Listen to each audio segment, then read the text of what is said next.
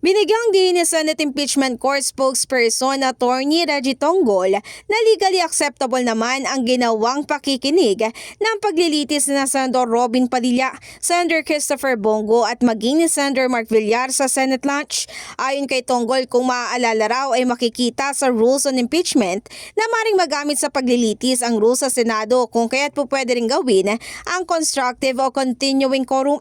Ibig sabihin nga raw kapag ang isang legislative person, senador man o kongresista ay nakapag-enter na ng kanilang presensya sa plenaryo ay kahit lumabas ito ay continuing pa rin ang quorum. It is legally acceptable. We have seen naman yung mga senator judges na yon, di na tayo magba-blind item kasi alam naman natin na si Senator Padilla yon, Senator Villar at saka si Senator Bongo. They didn't really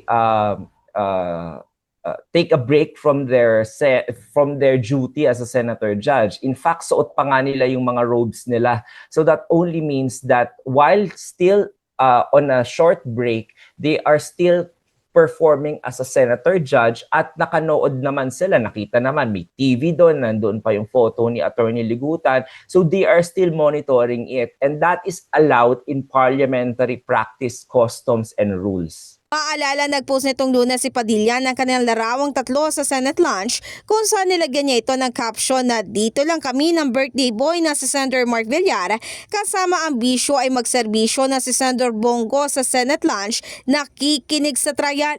In the heart of changing lives, ako si Brigada Ann Cortez ng 105.1 Brigada News FM Manila, The Music News Authority.